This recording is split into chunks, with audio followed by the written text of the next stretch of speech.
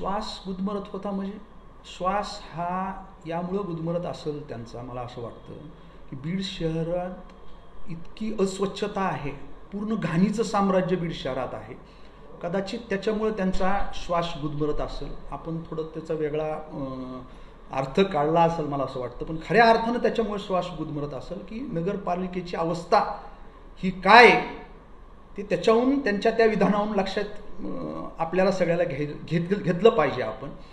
आणि राहिला विषय भाग पाडलं, मी गेवराईचा लोकप्रतिनिधी आहे, आमदार म्हणून त्या ठिकाणी काम करतोय. भाग पाडलं मला कुणी पाडलं?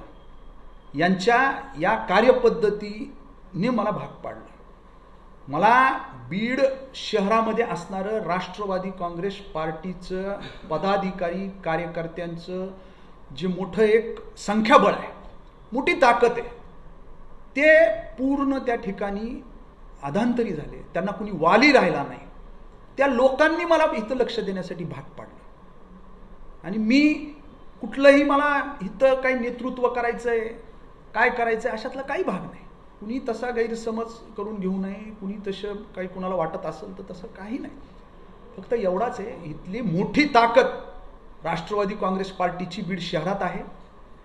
त्यांना आधार आणि दिलासा दिला पाहिजे. त्यांचे विषय हे पालकमंत्री म्हणून दादांकडं पक्षाकडं हे गेले पाहिजेत आणि आपण त्यांच्यामध्ये दुवा म्हणून आपण भूमिका ही निभावली पाहिजे असं मला वाटलं आणि ते मी करतोय. काही बाहेरचे लोक इथे आले, त्यांनी ते लक्ष दिलं आणि त्यामुळे आता त्यांना जागा जी आहे ती इथली जनता दाखवून असं नाही. माझा जन्म बीड शहरात झालेला आहे. मी इथं लहानाचा मोठा झालोय. माझं शैक्षणिक, राजकीय सर्व आयुष्य इथं राहूनच जे काय आहे मी वाटचाल करतोय. माझा कार्य हे गेवराई विधानसभा मतदारसंघामध्ये जरी असलं, तसं जरी म्हणलं आपण, तरी गेवराई विधानसभा मतदारसंघ हा बीड शहरापर्यंत, बीड नगरपालिकेच्या त्या ठिकाणी प्रभागापर्यंत माझा बहिरवाडी जिल्हा परिषद गट आहे. बहिरवाडी जिल्हा परिषद गट हा कुठे? हा गेवराई विधानसभा मतदारसंघात, गेवराई विधानसभा मतदारसंघ. राजुरी जिल्हा परिषद गटामधील कामखेडा गण हा गेवराई विधानसभा मतदारसंघात आहे. पिंपळनेर जिल्हा परिषद गट हा गेवराई विधानसभा मतदारसंघात, हा बीड तालुक्यातला भाग आहे. आणि नगरपालिकेमध्ये प्रभागामध्ये माझा जर का मतदार असेल गेवराई विधानसभा मतदारसंघाचा, तर बाहेरचे लोक इथं येऊन करतायत असं कसं काय म्हणता येईल? माझी जबाबदारी आहे. आज त्या प्रभागामधनं मला जर का 95% मतदान त्या प्रभागामधनं मला विधानसभेच्या निवडणुकीला झालं असलं, तर त्या मतदारांपर्यंत मी आता ही कार्यकर्त्यांची निवडणूक आहे. माझ्या लोकांसाठी, माझ्या पक्षाच्या उमेदवारासाठी मी तिथं जाऊन जर त्यांना आव्हान करत असेल किंवा त्यांना विश्वास देत असेल की मी तुमच्यासाठी, तुम्ही मला लोकप्रतिनिधी आमदार म्हणून निवडले, तुम्ही या प्रभागामधनं आमच्या ह्या विचाराचा, आमच्या पक्षाच्या उमेदवाराला तुम्ही आशीर्वाद द्या, तर त्याच्यामध्ये गैर काय नाही. हो, आम्ही एका पक्षात होतो. एका पक्षात कालपर्यंत आम्ही काम करत होतो. आता पालकमंत्री दादा आहेत म्हणून दादांचे मागच्या काळामध्ये अनेक दौरे बीड जिल्ह्यात होतात. बीड जिल्ह्याचं ठिकाण म्हणून दादांना वेगवेगळ्या कार्यक्रमासाठी तिथं दादा येत असतात. आम्ही त्यावेळेस बरोबर आम्ही राहत होतो. पण त्यांची जी पद्धत आहे, जो नगरपालिकेमध्ये मागच्या काळामध्ये 4 टर्मचे नगरसेवक राहिलेले, 5 टर्मचे नगरसेवक राहिलेले, ते जर म्हणत असतील की पक्षाचा कार्यकर्ता आणि त्यांचा वैयक्तिक माणूस, त्यांच्या ताटाखालचं माजर, अशा पद्धतीनं तुलना करून जर का ते नगरपालिकेला सामोरं जाण्याचं त्यांचं जर का प्लॅन असेल, जो की माझ्या लक्षात आला त्यांच्या बोलण्यामधून.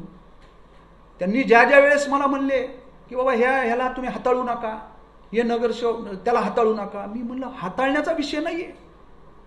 हे लोक जे काही आहेत हे आपल्या पक्षाचे आहेत, हे काय दुसऱ्या पक्षाचे नाही आहेत.